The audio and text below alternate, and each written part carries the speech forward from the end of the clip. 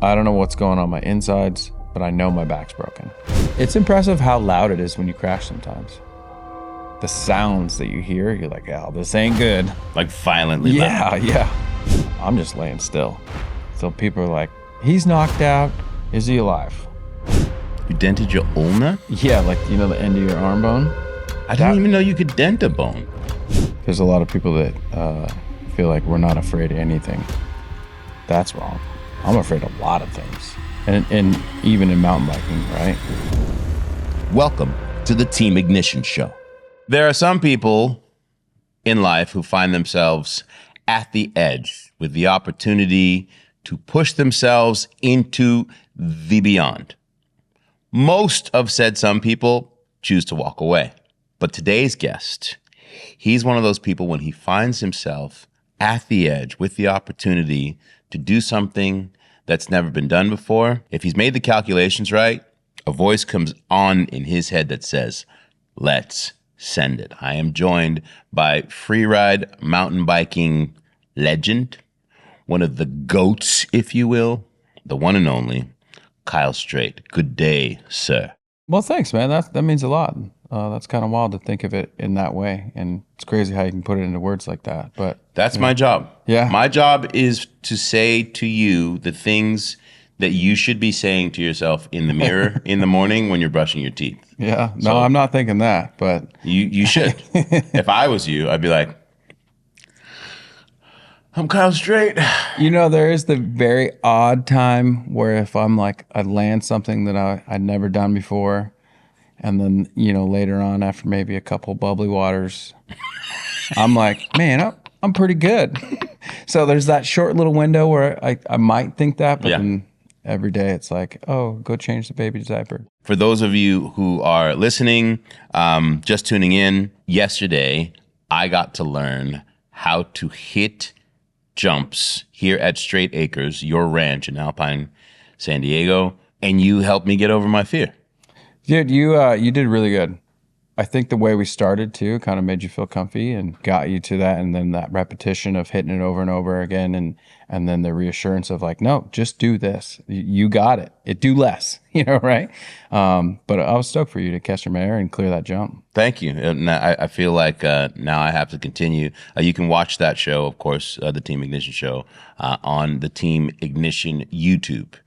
You compete in various disciplines on mountain bikes, but the one that you are most known for is Rampage, which is the premier event of freeride mountain biking. For those who are like, I do not know what that means, what is freeride mountain biking? Freeride mountain biking, that one's always a hard one for me because I'm so deep into it, right? To explain it in a really simple term. Basically, I would say it's mountain biking without any limits, regulations. You can do it in the mountains, you can do it in the deserts, you can do it in an urban environment. It's whatever you see that you want to create and ride. Thus the free There you go. in freeride. Yeah. And I think unlike freestyle, where you hitting specifically built jumps for that purpose, landings as well, in freeride, you're making the best out of whatever that natural terrain can be, whether that be in the city, as you described, or how yesterday you were talking about being next to someone on a plane, explaining what you do. Oh, yeah. And what did the woman say? Yeah, I mean, when I first started traveling, it was like, you know, you sit next to the random old lady next to you on the plane, and you're like, they ask what you do, and I'm a mountain biker, a professional mountain biker, and they go, oh, okay, so do you hop around on the bike, you know, hop around, or do you wear the spandex? And I'm like, no, I don't ride any one of those. I go off the cliffs and do, you know, more gravity-based things, and it was kind of like, okay. And then nowadays it's like, do you wear spandex or do you jump off the red cliffs? And I'm like, oh, a red cliff guy. Yeah, that's me. That's how iconic Rampage has become. Yeah, it's changed That a people, lot of, like the virality of it, obviously through social media, where people are like, they don't need to know the name, but they know that it takes place in the red cliffs. in the red cliffs. Exactly. Yeah, so it's pretty wild that it's come that far and done so much for myself and then also mountain biking in general. you are the youngest person, as I said before, to ever compete at Rampage. And there's only a handful of people within mountain biking, like put the world aside, but within mountain biking's elite, there's only a handful of people that have competed at Rampage. It is that challenging, it is that dangerous, and it really is the highest end of freeride skill. What was it like for you as a kid to show up at 14 in what was then a very wild, wild west? It was, for sure. There's not much in the way of rules and regulations in this sport. You're out there literally a boy amongst men, showing up to challenge and take their lunch. I don't know if I was there to challenge them. I was there to see if I could ride it. I mean, I guess some context for that first event in 2001. The promoter was like, let's see if you guys anyone can ride it. And that was riding styles. Could have been, Canadian North Shore freeride guys, where they ride on ladder bridges in the BC forest, to World Cup racers that race downhill. And so it's kind of, let's get a group of whoever can ride, who are the best riders out there on a mountain bike. Let's see who is going to succeed in this terrain. In this terrain, correct. And it was, so it's, for what you're describing, is like a convergence of all the different realms. Yeah, and they mountain didn't. biking. My dad kept pushing the promoter. Hey, come on, give him a chance, let him in. And I almost didn't get in. And I think from that first part, I mean, the way in, for my head at least, it was kind of like there was a jump comp afterwards. My dad was like, "Hey, no pressure. Like, let's see if you can go try and do that." I mean, I've done maybe 2 drops before that on racetracks. Because you'd been racing up until then. 100%. Yeah, dirt jumping, racing, all that stuff. But I had not hit too many drops, and so I just kind of took it all in and looked at it and go, "Yeah, okay, I understand this," and just kind of assessed it and went from there. Back to your dad, though, because your dad's pushing you to do this. Yeah. At 14, you're seeing these grown men do it, and you're like, well, I know how to ride a bike. I can judge this. And then you do it, and you realize that, yes, I can learn more. How did you grow up? Like, what was your life like at home with your dad and your parents, that you were set up by the time you're 14 that this is a logical thing to go and do? I think I was one of those kids that wouldn't stop moving. And you just wouldn't stop moving around, doing this. And so my dad was like, well, he's not tired enough. And he kept giving me more things to do, right? So, I mean, I guess we'll back up a little bit. I was that kid that was playing club soccer, racing BMX, and mountain bikes all the same weekends. And then I would keep, never stop moving, and then fall asleep. And so he's like, well, he's just not tired. Keep doing things. We got him out here on the pitch. Yeah. And so I was doing as much. I would go do like a running race, and do like a 5K, 10K, half marathon. And then my dad's like, well, seems like it's not hard enough. Try and dribble a soccer ball. And so I did a 5K, 10K, half marathon, all while dribbling a soccer ball. What? And my dad was not like the guy that would sit on the side and be like, hey, go do this. My dad would be next to me on his beach cruiser riding with me. Whether that was I was going to ride a skate park, not freestyling or anything, but he would be there supporting me. Hey, Kyle, what do you think about this? And he would just put it in my brain of, hey, what do you think about this? Yeah, I think I can. No, I can't do that. Well, you can do anything you put your mind to. Okay. And you remember that Sean Palmer interview where he's sitting shirtless and had his helmet on, and Sean Palmer goes, yeah, you can do anything you put your mind to. And I looked at my dad and I go, is that real? He goes, yes. And I go, okay. And from then on, I was like, I can do something if I put my mind to it. Shout out to your dad. Yeah, he's great. And I think too, my family grew up racing off-road cars.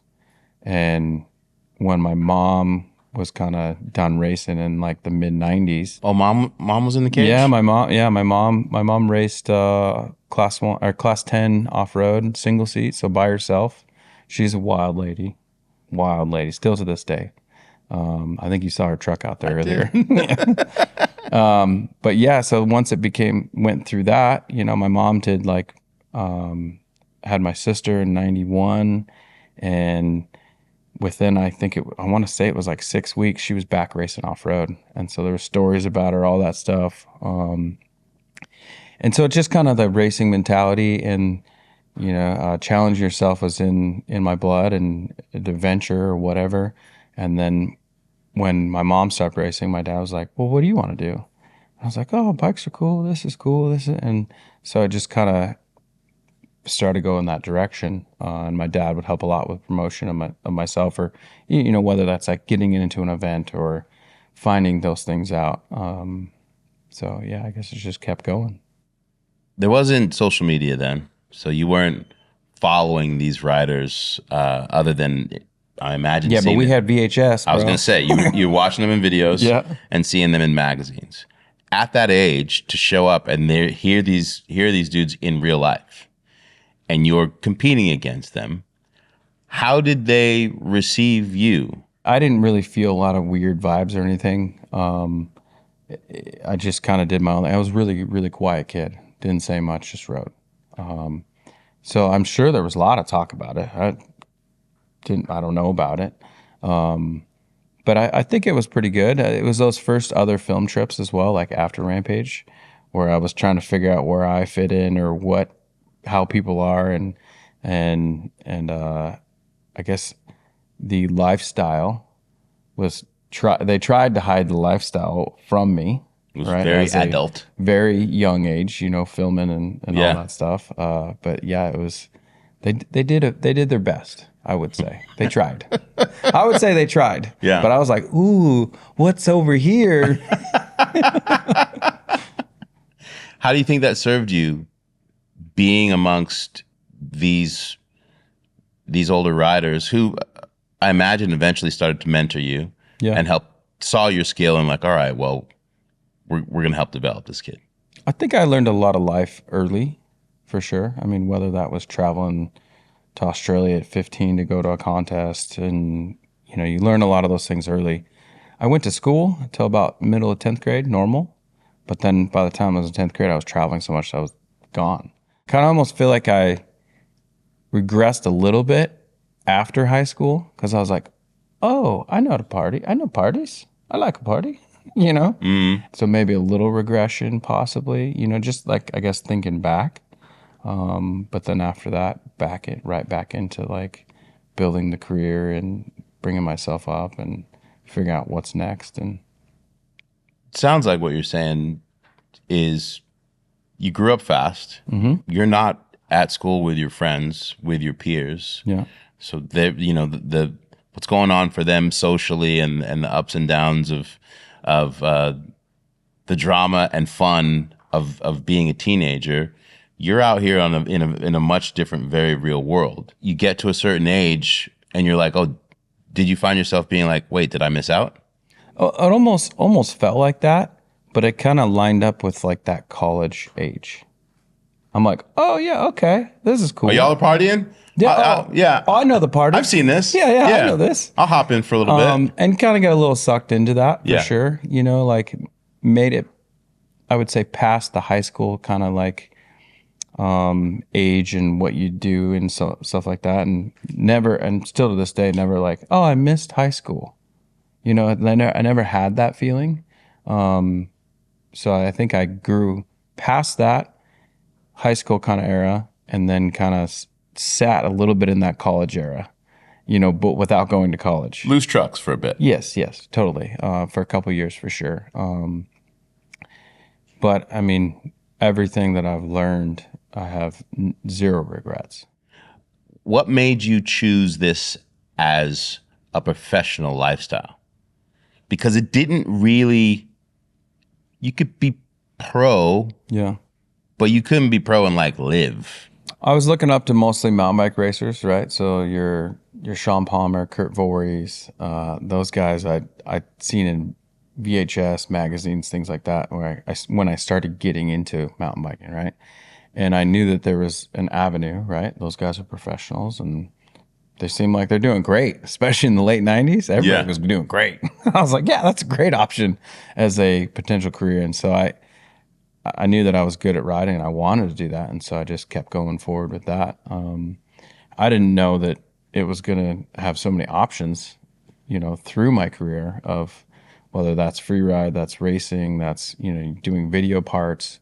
I dabbled in all of them because of, I guess, my attention span, where I would go race World Cups, fly to Canada, go film video project for a month, fly back to go race World Cups, all while doing slopestyle events at the same time.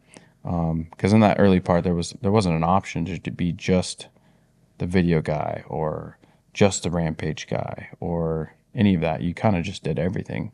But it did work with like my mentality for sure. Yeah.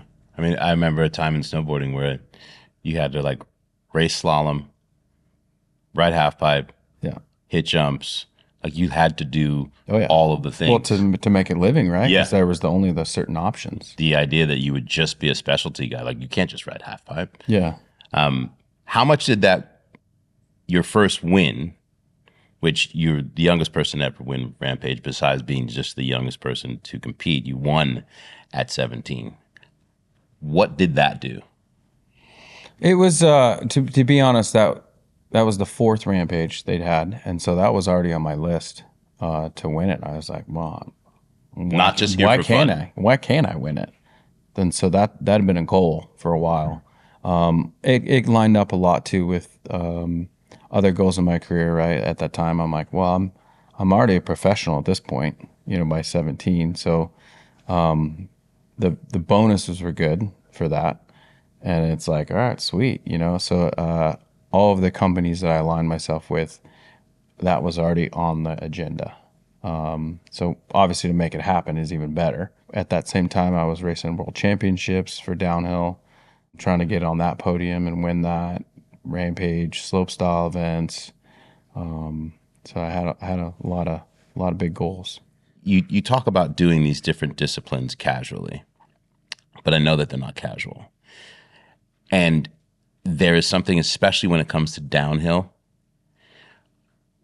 where you do not have the luxury of being scared in the moment. Like you really have to just lock in and be like calculated loose, like the person who can be the loosest, right? And have the most comfort in making these quick twitch decisions without hitting a tree or worse, wins.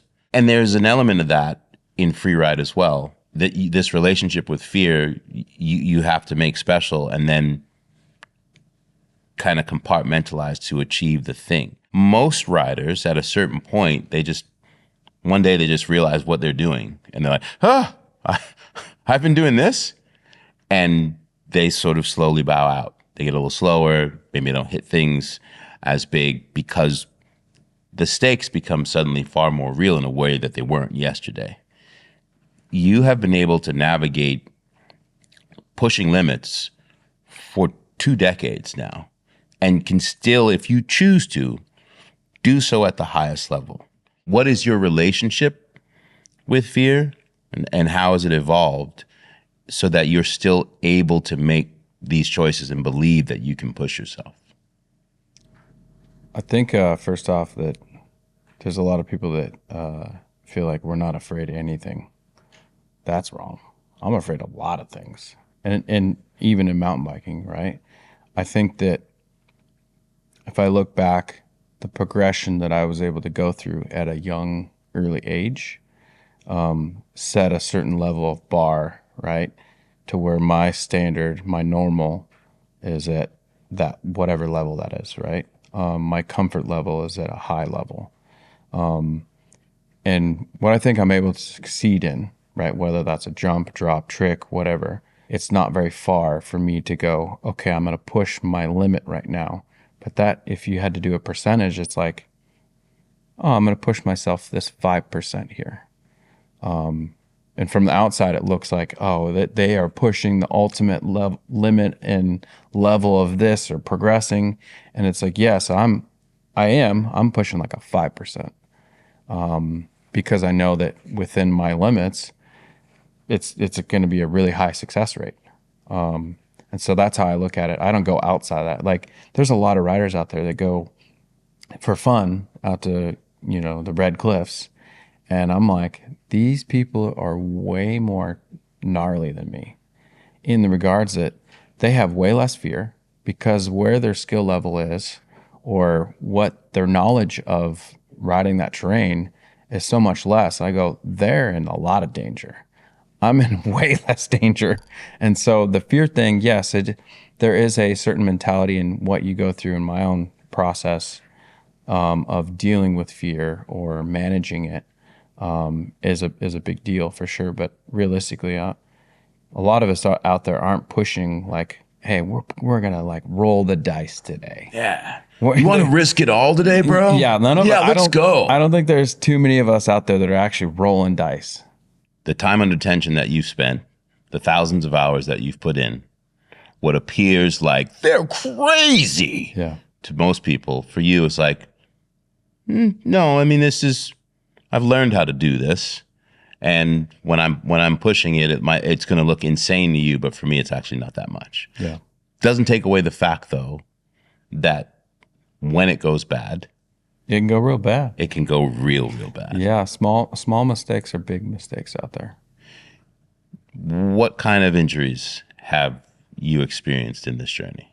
I mean, over the long career that I've had out there, pretty good, to be honest. My success rate's pretty nice, pretty solid. Yeah. But yeah, it happens. I've done a hand, a foot, separated shoulder.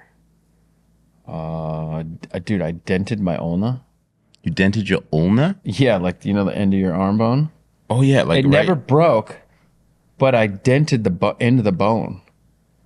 I didn't even know you could dent a bone. Yeah, like a pressure ding, like on a surfboard. No way. And then I did my kneecap. That one sucked. Dislocated or cracked? No, broke it. Ooh. I've done my back a few times. When you say done, broken. Yes, done. Done, broke it. So yeah, I mean, the biggest one for sure was my back the third time out there the day before the event, practicing and trying to guinea pig. Guinea pig is like trying it for the first time. Build it out there, and then like, okay, someone's got to hit it. It's me that built it. And sometimes, if a bunch of riders are hitting the same feature at a rampage, and you've spent the days building the thing, you might get together and actually Rochambeau to see who's going to go first. That is legit, yes. Sometimes it's kind of like, hey, how you feeling right this second?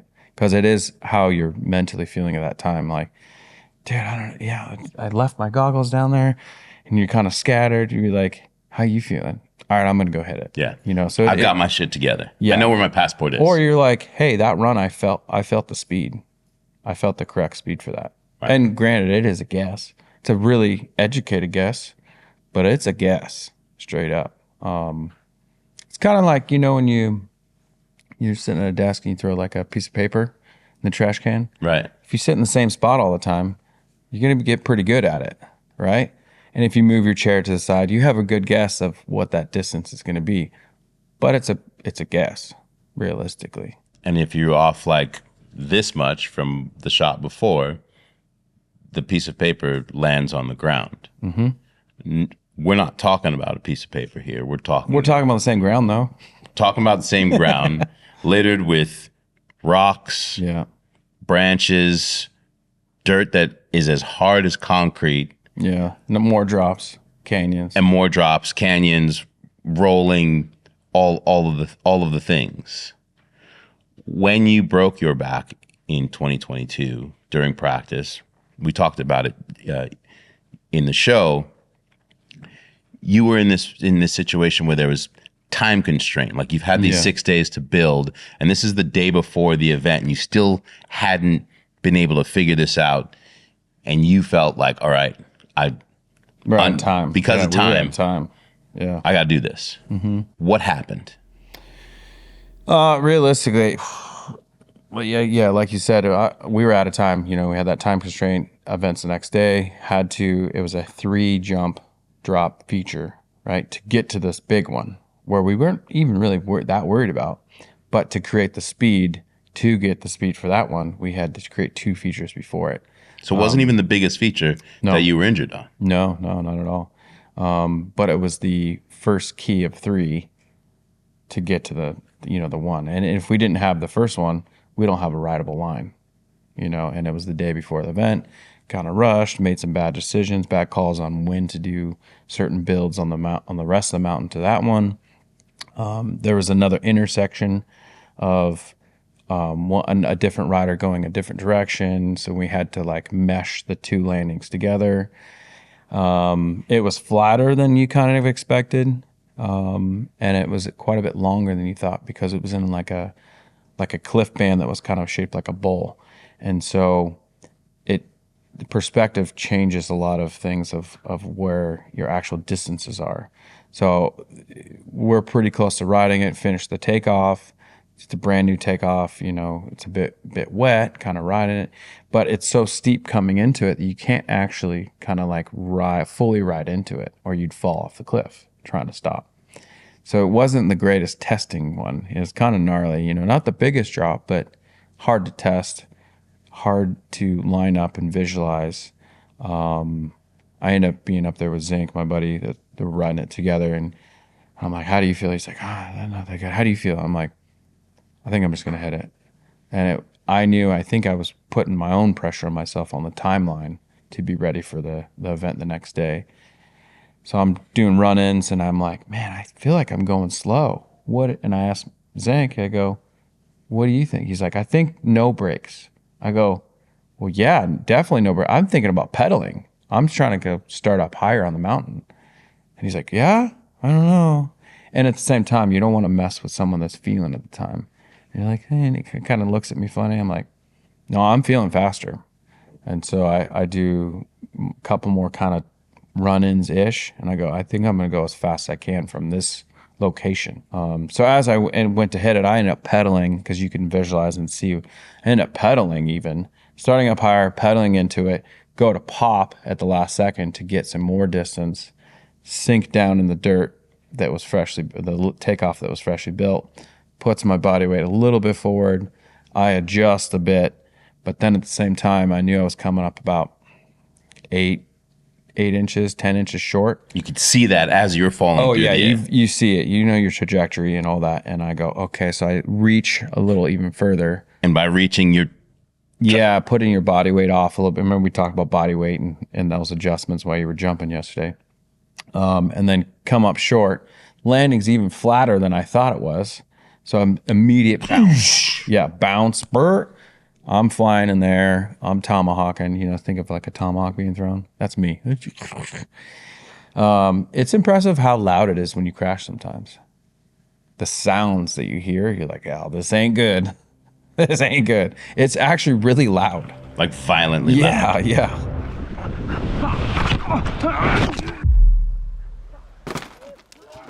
It's wild the things your brain remembers, but it's super loud.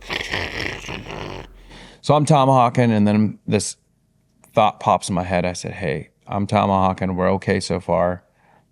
I hope I don't end up in that ditch at the bottom. Because when you're crashing and your body stops or hits something, that's when real damage happens. If you keep tomahawking, it hurts real bad. You might break a leg or arm or something, but your internal and everything's it's gonna be probably fine. Right. You haven't had it sucks. Yeah, it's that aggressive impact as opposed to sliding stop. Yes. That changes everything. Yes. If you're falling down a hill, I mean it sucks, but it's at least your momentum's still going.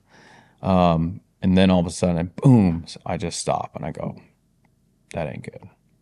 So kind of go through your system check. Somehow I didn't get knocked out. I got a concussion for sure, but not knocked out. And I go, okay, this is bad. This is real bad. Kind of feeling, laying there. And I'm like face down on the dirt. And I'm like, am I in that ditch at the bottom? I'm not sure. I'm kind of level. I don't know where I'm at. Yeah. And I'm like, okay, doing a system check. Okay, well, I don't know what's going on my insides, but I know my back's broken. Like I said, third time I've done it, so I knew that feeling. But it was a big one. So when you break your back, all of your muscles constrain to save and support and keep the broken vertebrae safe. So your So muscles it start feels like violently seizing up. every muscle, like, so you feel like you can't breathe, and you're just, everything is so tight. So you know immediately, like, I know that feeling. I'm like, oh, okay, I broke my back. I'm just gonna hang out here. All right, do my toe check. Ooh, it's a little stingy. It's a little stingy, But I can I move think them. we're okay. I'm moving them, and so I go. Someone will come over to me eventually. I can't imagine laying there. All the violence that you describe, and then the impact, and then for a time, I imagine there's probably like this weird stillness, like a quiet that's taking place, as you're also at the same time running this system check on your body and contemplating whether or not you might be dealing with potential paralysis, all these other things. Definitely in that moment, there's a mute on everything around you. So like a silence. Yeah. And because I think I'm sure your body's going through shock or whatever it may be. But and you're also, your own head, your own thoughts in your head are going, they're really loud. Like, okay, you're just thinking, okay, what's going on? Systems check, what's going on? You know, this hurts, this doesn't, this. And then, wild enough, I hear my wife's voice. I was going to say, Yeah. your wife was And she's like, hey, what's up, baby? And, you okay, baby? And I'm like, yeah, I did it again. Broke my back. I'm okay. Because I was during that systems check, we quote, right? I'm just laying still. So people are like, he's knocked out. Is he alive? For sure. and she's She's right there with right my there. daughter in a backpack. with your daughter. Yeah, in the hiking pack. For context, your wife rides dirt bikes too. She Yeah, mountain bought bikes. Yeah, she oh. bought into this lifestyle. Oh, yeah. From She the very- races herself. You know, she travels a lot. She's at the event. But it doesn't change the fact that in that moment, her husband is lying face down and she doesn't know what's happened to him, and she's got your child on her back. Yep, that's right. Yeah. So she gets over to me and she's like, we're here. What's up? You okay? I said, I'm okay. And it's crazy you remember those things too. Like, I remember it. And that's how I know. That's the only reason I know I wasn't knocked out, because I was there. I guess there meaning Present. present. I was present. So I said, yeah, broke my back again, but I think I'm okay. I ain't moving. Like, I feel everything, but I'm not moving. And then apparently it was pretty quick. It felt like a long time just because you can't breathe. Got in the heli, had my super sick 7-minute heli ride, real expensive, but it was worth it to St. George. Luxury shuttle. Yeah, it was luxury for sure. I kept denying the pain pills though, because I'm the type that I like to feel where I'm at. Oh, so they're trying to juice you up and you're like, no, I'm good. Yeah, they wanted to shoot me with some morphine, and Zinc's there too. And he's like, bro, take the morphine. And I'm like, yeah, but I want to know where it hurts exactly. You know that you've broken your back. You're unsure about what's going on internally. They're offering you morphine so just you can chill. Yeah. And your brain is like, no, I need the data. I need to be aware of what's going on here on the way to the hospital. So I'm going to ride this out. Yeah. And for me, it's just like a state of mind of where I want to know exactly what hurts and pinpoint it. Because when you start masking it, you're like, it hurts over here. I think it's there. And I feel like that's valuable info, not only to myself, but to like physicians and things like that. Recovery was tough. Slept in a chair for 2 months or something like that, all while my wife's taking care of my daughter that's really young, and also taking care of me. So it was hard on the whole family for sure. And just dealing with your own thoughts of like making mistakes, what could potentially change that outcome? How could I have succeeded in that drop? What can I do different? Do I want to do it again? Do I want to go through this again? All those types of things. And you came back. I did. Yeah. Plenty of people, Kyle, would have, if you've been like, I'm good. Yeah. Thank you for the last 17 years of this thing. No one's done more of these things than me. And no one has continued to compete in as many disciplines as me while also doing this thing. Maybe this was a sign.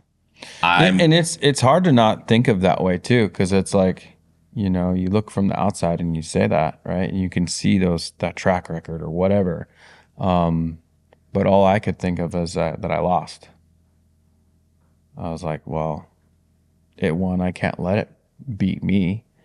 I made a mistake. And that was one of the other things that was really hard for me while healing up, is that I don't make mistakes like that. Not specifically just being off on my distance, but the mistake of rushing, the mistake of not building it correctly, rushing the first time hitting it. I don't make those mistakes as well, right? You know, and being slightly off, like say I overshot it and went too deep. That's a mistake, right? But adding in all the other mistakes of the rushing it not being correct on, you know, the landing was too flat, it was in the wrong spot, the lip sunk down. It's like, all right, well, I can do this. It was a lot of bad mistakes, but manageable to fix. And I said, well, I don't think I'm done. I don't want to let it beat me. So that's where I finalized my idea of if am I done or not, because I didn't realistically, I didn't have to do it Rampage.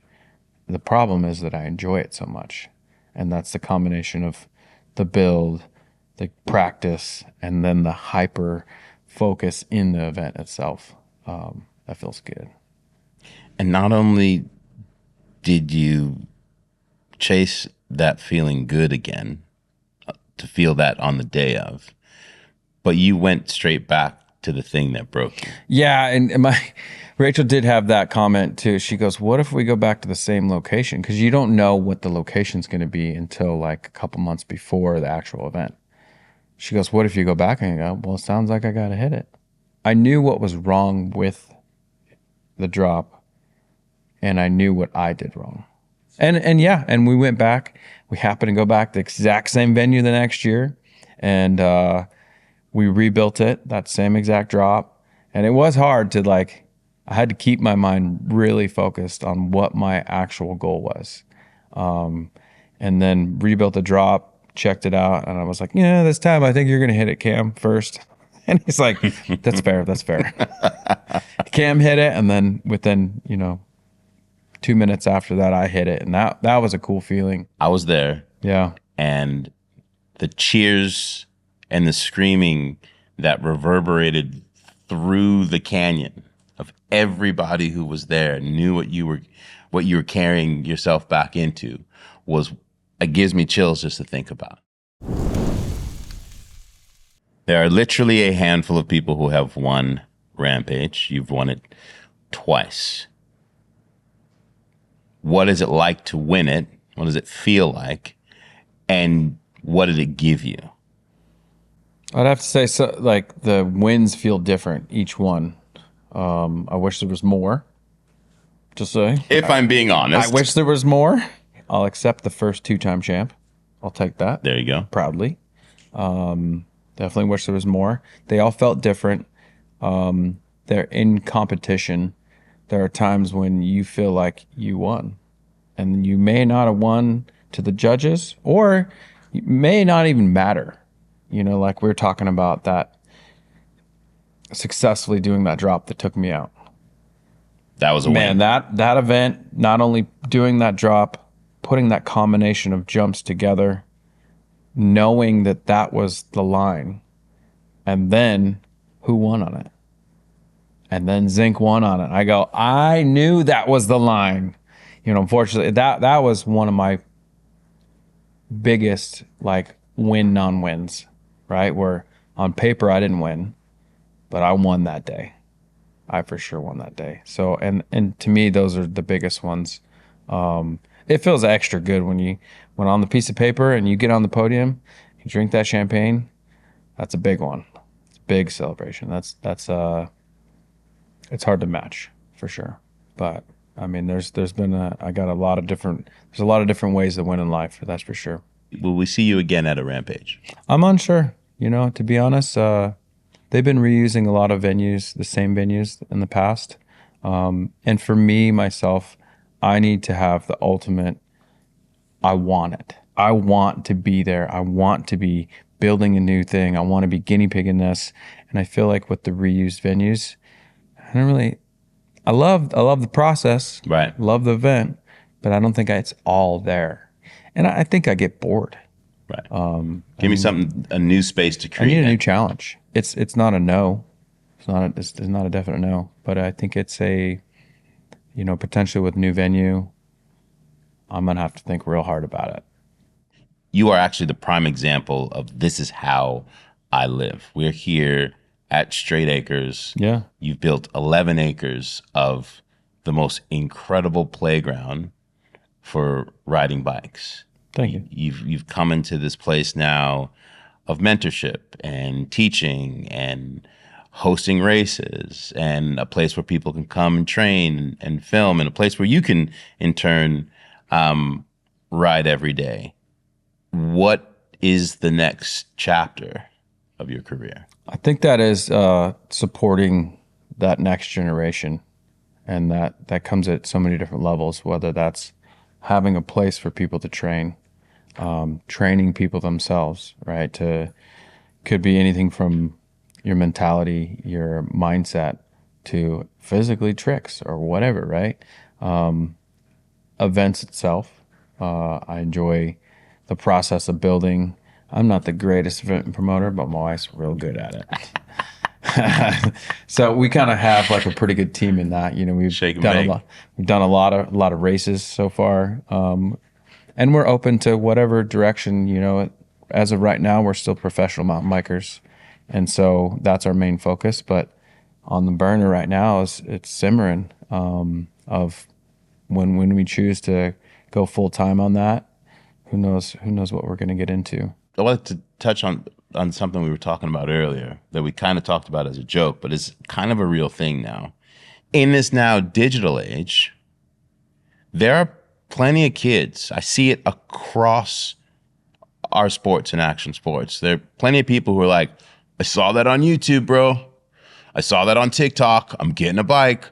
We're heading out there. And you see like a whole lot of Yahoo energy without the skill set, and people who are the kicks of sort of putting themselves in situations that they've seen others practice. Do you see that in your world?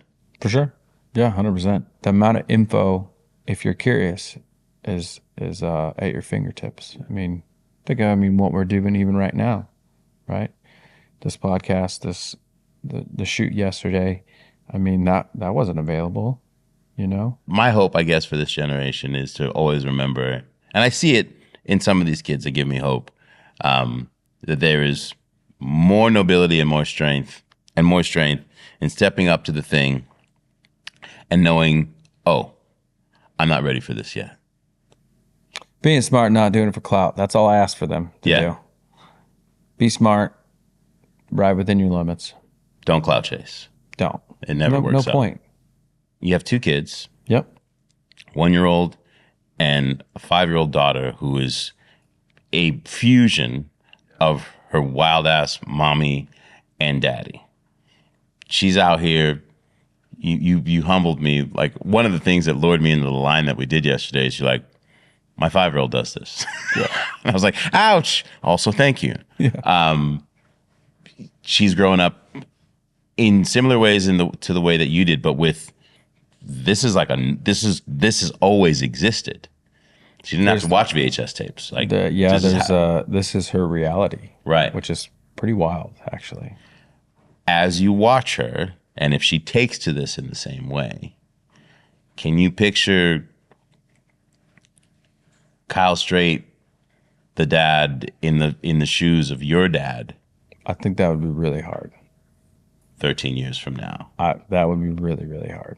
For sure. And I've definitely thought about that, whether it's mountain bikes, motorcycles, any of that. I'm like, ooh.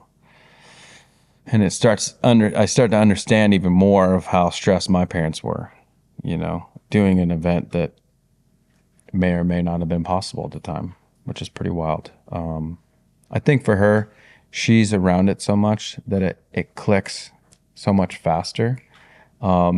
What for my mentality for her is, and for both my kids, it will be whatever they want to get into, I'm going to support and I'm going to challenge them and I'm going to be there for them. I don't know what that's going to be, and it doesn't have to be mountain bikes. It doesn't have to be motorcycles. It can be whatever it is, whatever they want. But I'm going to challenge them the same way that I was challenged and encouraged. So we'll see what happens. And if within that challenge space, she said to you one day, Daddy, I'm ready to ride Women's Rampage. Let's go. Then we're already there. I feel like we're already at the point, right? That before we got to that what already popped into my head. I'm like, okay.